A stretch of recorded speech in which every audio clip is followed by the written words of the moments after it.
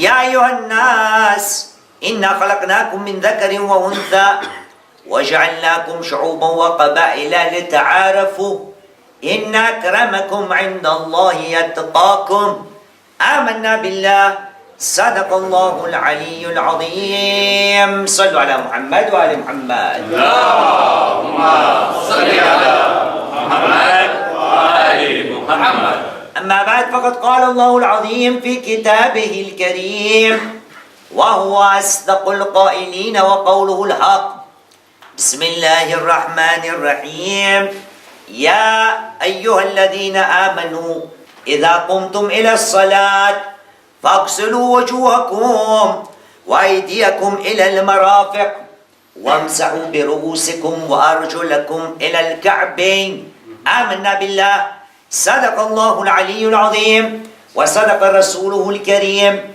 ونحن على ذلك من الشاهدين رب اشرح لي صدري ويسر لي أمري واحلل عقدة من لساني يفقه قولي صلوا على محمد وآل محمد اللهم صل على محمد وآل محمد حضروا رفاكم بالصلاة على محمد وآل محمد اللهم صل على محمد وآل محمد نوروا وجوهكم بالصلاة على محمد وآل محمد اللهم صل على محمد وآل محمد طيبوا أنفاسكم بأعلى أصواتكم بالصلاة على محمد وآل محمد اللهم صل على محمد وآل محمد وعجل فرجهم صلوا على محمد وآل محمد اللهم صل على محمد وآل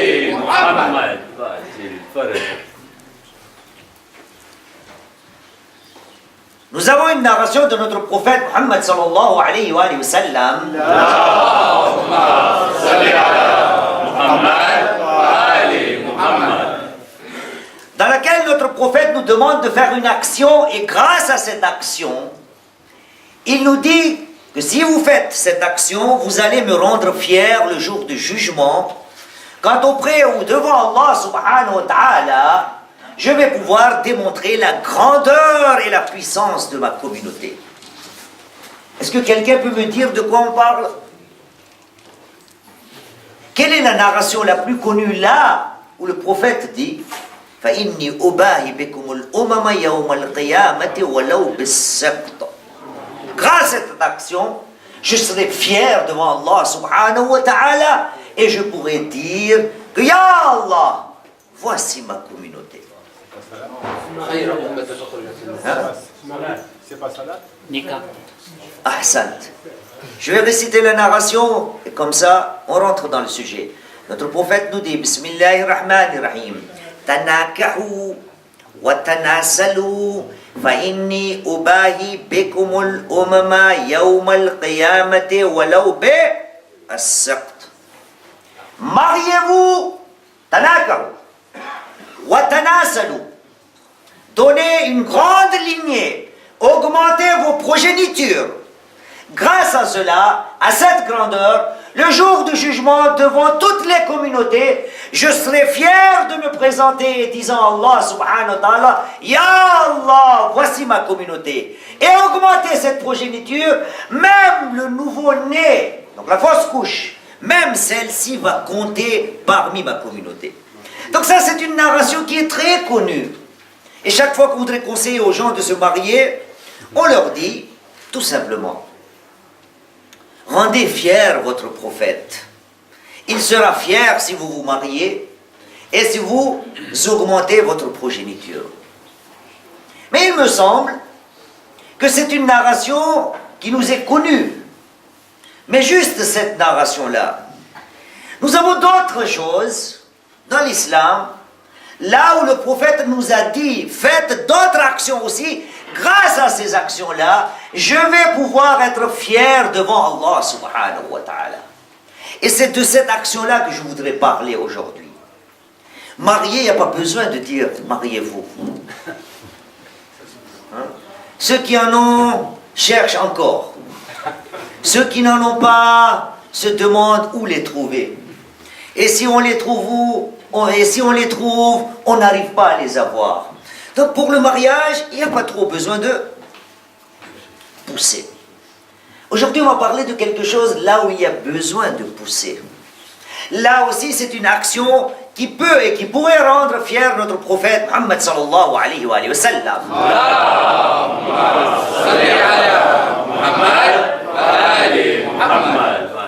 Voyez-vous, juste pour information, sinon il n'y a pas lieu de citer cela, mais juste pour l'information, pour notre culture générale.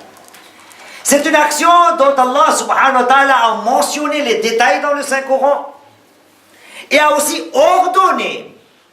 Et si nous regardons l'islam, nous allons nous rendre compte que c'est une action qui est surrogatoire, mais qui devient obligatoire. Notez bien ces phrases. C'est une action qui est surrogatoire, donc sunnah, mustahab, pas obligatoire, mais qui devient obligatoire à certains moments de la vie. Pourquoi cela? Parce que nous avons une loi qui nous dit muqaddimatul wajib wajib. L'introduction à une obligation devient obligatoire. Voyez-vous où est-ce que nous avons ces détails? Allah subhanahu wa ta'ala est là, c'est juste pour information, car souvent on nous demande comment prouver, comment débattre, comment comprendre, comment se sentir à l'aise. Allah subhanahu wa ta'ala dans Surat Al-Ma'idah, chapitre 5 du Saint-Coran, verset 6, nous donne les détails de cette action. Allah subhanahu wa ta'ala dit Bismillahir Rahmanir Rahim, Ya ayyuhalladhina amanu, vous qui avez cru, Idha qumtum ila salah, quand vous vous levez pour accomplir vos prières, donc vos prières quotidiennes, celles qui sont obligatoires. إِذَا قُمْتُمْ إِلَى الصَّلَاةِ فَاغْسِلُوا وُجُوهَكُمْ وَأَيْدِيَكُمْ إِلَى الْمَرَافِقِ. Eh bien donc, lavez-vous les visages, lavez vos mains jusqu'au coude. وَامْسَحُوا بِرُؤُوسِكُمْ وَأَرْجُلَكُمْ. Et essuyez vos têtes et vos pieds jusqu'aux chevilles et al-Ka'bayn. De quoi il s'agit? L'ablution, al-wudu. Voyez-vous, cette action, al-wudu, l'ablution, celle que nous faisons tous les jours. Voyez-vous, qu'est-ce que notre prophète Muhammad sallallahu alayhi wa sallam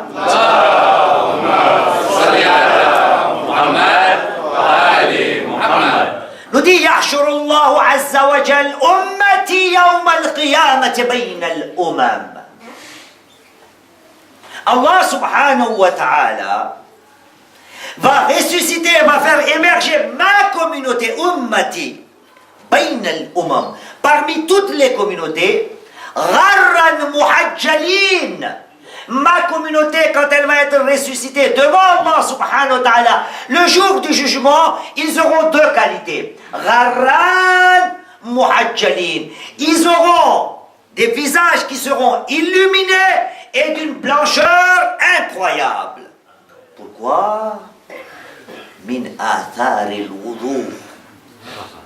Min athar al-wudu. Rien que grâce à l'effet des ablutions que ma communauté a faites dans leur vie. Donc voyez-vous, chers frères, notre prophète est en train de nous dire, je vais pouvoir être fier de ma communauté, pas seulement grâce au nikah, dans la narration que nous avons citée tout à l'heure, mais il nous parle d'une autre chose dans cette narration.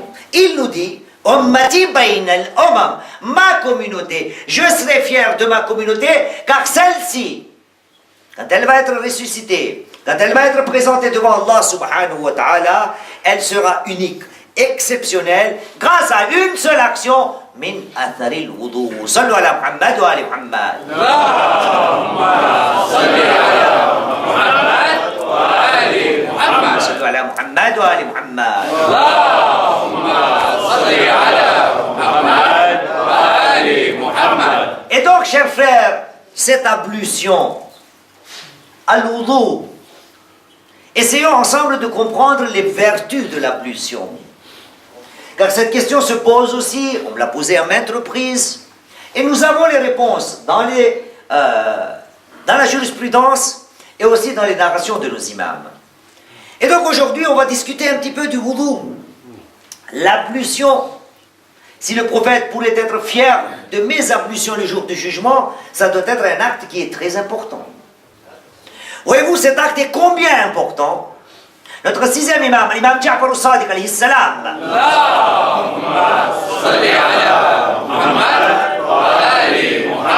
qui lui nous relate de notre prophète Muhammad sallallahu alayhi wa sallam.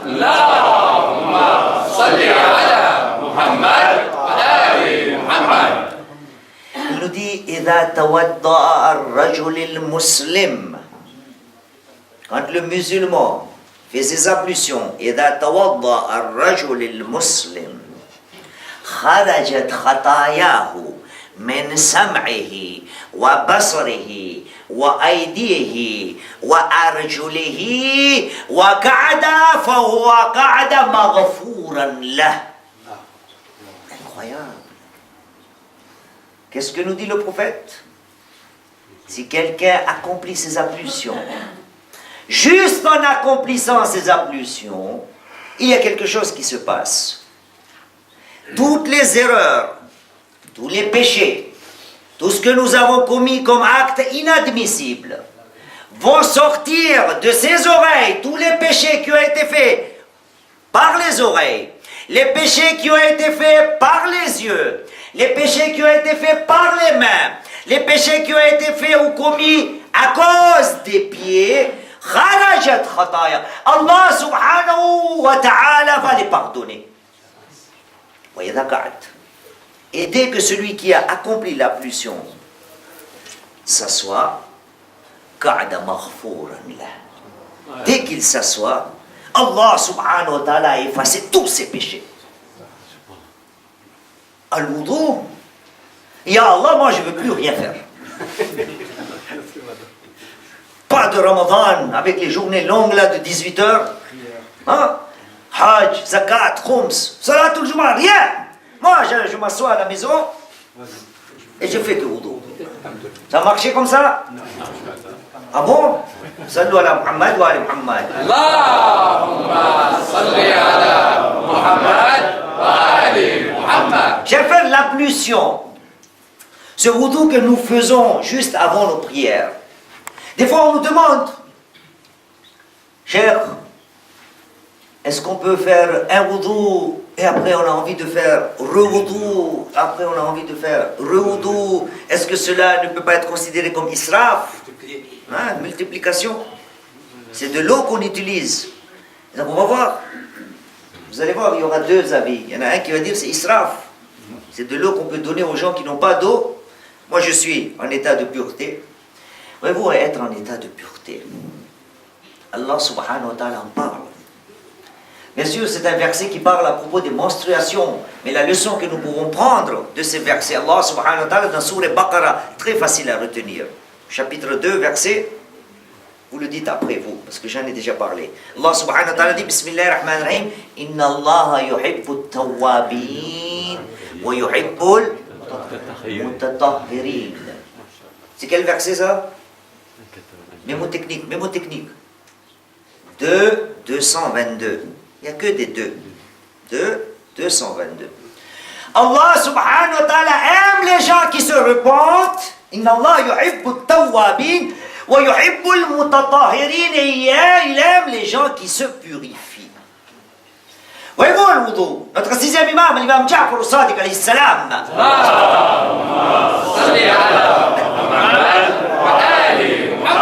La question elle se demande et je vous la pose. Est-ce qu'il est bien de faire de wudu? Là on est en wudu et je me lève, allez, je vais refaire wudu. Et après un moment encore, le shaitan arrive et dit, on va faire wudu encore. On doit le faire ça ou non? Hein? On peut faire, ou peut-être c'est israf, non? Hein? Ahsantum, barakallah ya cheikh.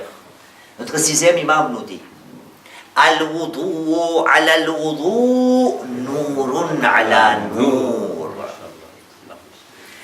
Ablution sur ablution est égal à quelque chose, nurun ala nur. C'est de la lumière que nous sommes en train d'ajouter à la lumière que nous avons déjà.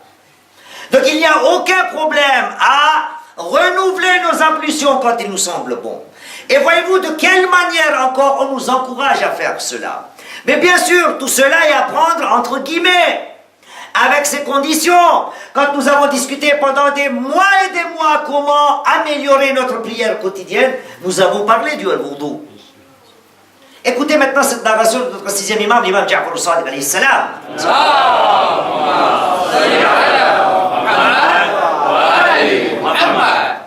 Elle est incroyable cette narration et en langue arabe. Ça fait tellement plaisir à entendre. C'est comme si c'était du miel qui tombe dans les oreilles. Le sixième imam nous dit Man jaddada al-wudu Man jaddada al-wudu min ghayri al-hadath جدد الله توبته من غير استغفار من جدد الوضوء من غير حدث جدد الله توبته من غير استغفار. Celui qui renouvelle son ablution, son wudu, sans avoir une raison valable à l'hadath, c'est-à-dire les actions à cause desquelles le wudu ou l'ablution est cassé ou caduque ou invalide, hadath, c'est-à-dire le fait d'aller faire ses besoins, min ghayri hadath, celui qui est comme ça, jaddad, il renouvelle son ablution. Le sixième imam dit, grâce à ce renouvellement d'ablution, Allah subhanahu wa ta'ala yujaddid, lui à sa place, c'est lui qui renouvelle le fait de se repentir sans demander pardon à Allah subhanahu wa ta'ala. Il n'y a pas besoin d'aller demander pardon à Allah subhanahu wa ta'ala. Sixième imam nous dit, si tu veux te repentir, grâce au renouvellement de ton ablution, c'est Allah subhanahu wa ta'ala qui va renouveler ton repentir, ton pardon ou ton tawbah. Al-wudu, c'est une des actions les plus importantes dans l'islam. Mais moi j'ai tendance seulement à le faire pour ma prière. Salat. Voyez-vous, aujourd'hui, j'en ai parlé de différentes manières. C'est un conseil qu'on va vous donner à partir d'aujourd'hui. Les gens qui sont là, à partir d'aujourd'hui, Inch'Allah Ta'ala, j'espère qu'il y en a des gens qui appliquent à la lettre ces principes. Voyez-vous, nous avons deux narrations pour cela. Nous avons une première qui nous dit, il s'agit de notre sixième imam, l'imam Ja'far al-Sadiq alayhi salam.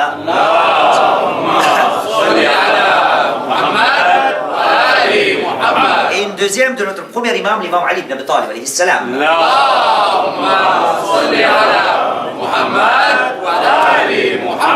Dans la première, donc celle qui est de notre sixième imam, nous dit, celui qui se rend à la mosquée, s'il se met en état d'ablution, en wudu, le parcours qu'il est en train de faire de chez lui jusqu'à la mosquée, Allah subhanahu wa ta'ala ordonne à ses anges de demander pardon pour celui qui est déjà en état d'ablution avant d'arriver à la mosquée. Ça, c'est celle de sixième imam.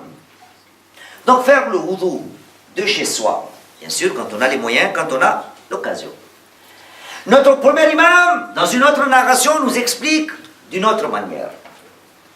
Il nous dit, Man ahsan at-tahur, thumma masha ila al-masjid, fahuwa fi as-salati ma lam yahdith.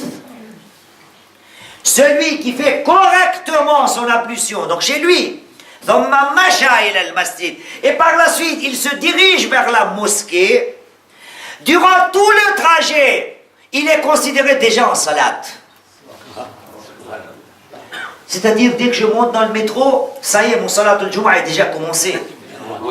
Je monte au volant, je suis au volant de ma voiture, je suis déjà en état de prière. D'où que je sorte, même si je prends un avion, je suis déjà en état de salat. Grâce à quoi? Une action. Al-wudu. Donc bien sûr, ce discours ne m'a pas été dicté par... Léo, le président, il est là. Le président en disant, chef, faites un peu un discours parce que facture d'eau, il y en a beaucoup. Comme ça, les gens font leur ablution de Jésus. Non, non, non, non. C'est pas du tout ça. C'est pour nous. Si je suis en état d'ablution de chez moi, et combien de narrations à propos de wudu? Mais il y en a la plus importante, je vais la citer, Inch'Allah, à la fin. Écoutez encore celle-là. Notre prophète Muhammad sallallahu alayhi wa sallam. محمد وآل محمد. Le prophète nous dit الطاهر النائم أو النائم الطاهر كالصائم القائم. Celui qui s'endort en état d'ablution, donc après avoir fait un wudu, donc pendant son sommeil, il est en état de quoi? Qaim, il est en train d'accomplir des prières. Et aussi saim, c'est comme s'il était en train d'accomplir des jeûnes. Autant d'importance, pourquoi? Al-wudu. Bien. Pourquoi le wudu est-il si important? Qu'est-ce qu'il y a derrière le wudu? Pourquoi nous donnons autant de courage en nous disant, vous faites le wudu, tous vos péchés vont être effacés. Voyez-vous, il y a un principe tout d'abord. Il y a une loi d'Allah subhanahu wa ta'ala. Et c'est une loi, en tant que musulman, je dois l'accepter. Et c'est une loi qui n'existe pas dans les écrits de moi ou de quiconque. Allah subhanahu wa ta'ala en parle dans le Saint-Coran. Allah subhanahu wa ta'ala dans Surah Hud, le chapitre 11 du Saint-Coran, verset 114, nous dit Bismillah ar-Rahman ar-Rahim, il nous parle du salat. Il nous dit Bismillah ar-Rahman ar-Rahim, Innal hasanat yudhibna ahsant. Innal hasanat yudhibna sayyi'at dhalika dhikra lidh-dhakirin. Sachez que les bonnes œuvres ou les bonnes actions efface vos erreurs, vos méfaits. Donc c'est une loi d'Allah subhanahu wa ta'ala. Innal hasanat yudhibna sayyat. Quand vous faites une bonne action, Allah subhanahu wa ta'ala efface les mauvaises actions. Dhalika dhikra lidh-dhakirin. C'est un rappel pour ceux qui réfléchissent. C'est un conseil d'Allah subhanahu wa ta'ala qui aimerait écouter les conseils d'Allah subhanahu wa ta'ala. Et voyez-vous maintenant, si on se demande pourquoi Allah subhanahu wa ta'ala a rendu obligatoire le wudu, je vous ai dit au début du discours, le wudu en lui-même n'est pas obligatoire. Il devient obligatoire parce que la prière est obligatoire. Muqaddimatul wajib, wajib. L'introduction à l'acte obligatoire devient obligatoire. Il en est de même pour le ghusl aussi, mais ce n'est pas notre sujet. Et donc si on se pose la question, pourquoi Allah subhanahu wa ta'ala a rendu obligatoire le fait d'accomplir l'ablution, le wudu?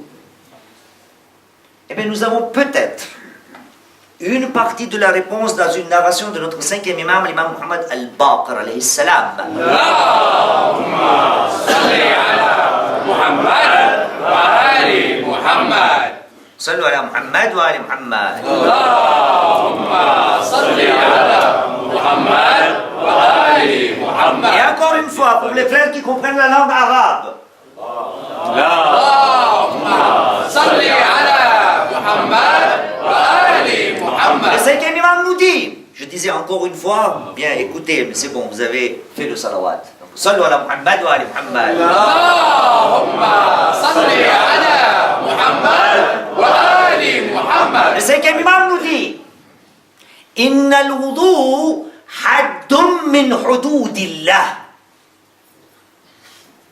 إن الوضوء حد من حدود الله. Certes, en vérité, l'ablution, le wudu, est une des frontières d'Allah subhanahu wa ta'ala, boundaries. إن الوضوء حد من حدود الله. L'ablution est une frontière, est une des lois d'Allah subhanahu wa ta'ala parmi ces lois. Pourquoi, ya Allah, c'est une frontière? لَيَعْلَمِ اللَّهُ مَنْ يُطِيعَهُ وَيَعْصِيهِ. Pour que Allah subhanahu wa ta'ala sache qui est celui qui est obéissant et celui qui est désobéissant.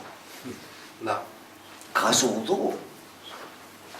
Quelle obéissance dans le wudu? Quelle désobéissance dans le wudu? Le wudu lui-même n'est pas obligatoire. Mais Allah subhanahu wa ta'ala a jugé opportun, utile, de mentionner le wudu dans le Saint-Coran, chapitre 5, verset 6, pour nous dire que rien que grâce à ce wudu, à cette ablution-là, pour moi, c'est une frontière. Et grâce au wudu, on peut justifier si quelqu'un est obéissant ou quelqu'un désobéit à Allah subhanahu wa ta'ala. Voyez-vous, c'est pour ça que nous avons les narrations de nos imams. Pour se préparer à l'wudu. Alhamdulillah, nous avançons petit à petit. Vous vous souvenez quand on a parlé du al-wudu, la préparation de la prière, améliorer notre prière quotidienne. Et après 2 ou 3 vendredis, il a fallu que je m'absente. Je me suis un petit peu éloigné de Mahfil et Zainab. Et de derrière, alhamdulillah, j'ai eu des bonnes nouvelles. Que pendant mon absence, ici, à Mahfil et Zainab, on a partagé Dua et Wudu. Ici. C'est vrai ça, non? On avait partagé. Qu'est-ce qu'il faut réciter durant et pendant l'accomplissement de l'ablution? Et donc, si nous analysons ce que nous disons ou ce que nous devons dire pendant Al-Wudu, nous allons nous rendre compte que ce que le 5e imam est en train de nous expliquer, ô combien Al-Wudu est important. Car c'est grâce à Al-Wudu qu'il y aura As-Salat.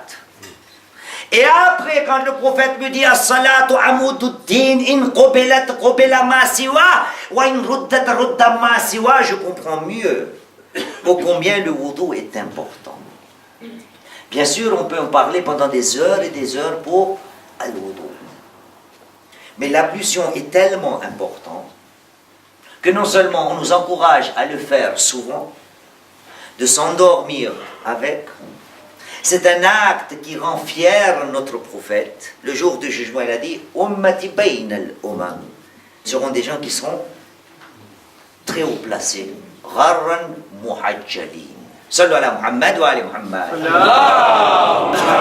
Salli ala Muhammad wa ali Muhammad. Et il n'y a pas que cela. Quand je suis en état de purification, qu'est-ce qui se passe?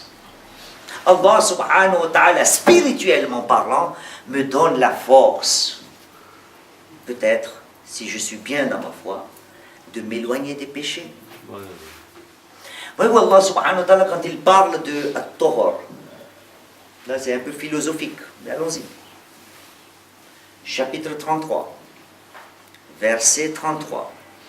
Bismillahir-Rahmanir-Rahim. إنما يريد الله ليذهب عنكم الرجس أهل البيت ويطهركم تطهيرا.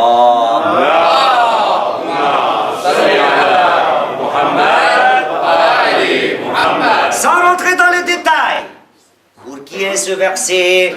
Qu'est-ce qu'on en dit avant? Qu'est-ce qu'on en dit après? Pour qui ces versets sont là? Sans discuter de tous ces détails, juste mettre le regard sur 2 mots, Ritz et Tathira. Nous nous rendons compte qu'Allah subhanahu wa ta'ala est en train de nous dire, dès qu'il y a tahor, dès qu'il y a purification, il y a lieu que tout ce qui est non pur, tout ce qui est Ritz, tout ce qui est péché, tout ce qui est malpropre, sale, spirituellement parlant, doit s'éloigner de celui ou celle qui est pur. Voilà pourquoi nous avons cité la narration de notre 6e imam, ou du prophète, quand il nous dit si quelqu'un accomplit l'ablution, kharajat khatayahu, ses erreurs, ses fautes vont être pardonnées. Fait, c'est un bouclier, ahsant. Ces fautes faites par l'oreille, les yeux, les mains et les pieds. Donc, al-wudu, durant tout le discours, nous avons plus ou moins englobé le sujet. Mais il me semble que la chose que nous devons chacun d'entre nous retenir était celle que je vous ai dite. C'est-à-dire, dorénavant, c'est pour nous, c'est pas pour l'économie de l'eau, c'est pour chacun d'entre nous. S'il nous est possible de venir à la mosquée, pas seulement celle-ci, dans le monde entier, comme l'imam alayhi salam nous l'a dit, comme notre 6e imam alayhi salam nous l'a dit, essayez d'être en état d'ablution en sortant de la maison, et vous allez voir, il y a une grande différence. Ce sont des choses, tout d'abord, qu'on ne peut pas divulguer, ça c'est la première chose. Et la deuxième chose, ce sont des choses qu'on ne peut pas exprimer. Mais je vous garantis, faites-en l'expérience. Les gens qui le font doivent le sentir déjà. Juste faites l'expérience pendant 2 semaines. Un vendredi, venez avec le wudu et vous allez voir, notez, qu'est-ce qui se passe durant le trajet? Comment vous vous sentez? Dans quel état vous êtes? Psychologiquement parlant, spirituellement parlant, où vos pensées vont, et ainsi de suite. Et un autre vendredi, vous dites, aujourd'hui je vais faire le test, je ne fais pas le wudu, je vais le faire à Mahfil et Zainab. Et vous allez voir la différence. Notez, écrivez. Et vous allez voir qu'il y a des choses qui se passent qui ne sont pas descriptibles. Ce sont des choses qu'on ne peut pas expliquer. Mais l'imam alayhi salam nous a dit déjà, celui qui fait son ablution et sort vers la mosquée, il est déjà en état de salat. Et qu'est-ce qu'on ne peut pas parler à propos de salat? هذا والحمد لله رب العالمين ربنا تقبل منا إنك أنت السميع العليم بسم الله الرحمن الرحيم والعصر إن الإنسان لفي خسر إلا الذين آمنوا وعملوا الصالحات وتواصوا بالحق وتواصوا بالصبر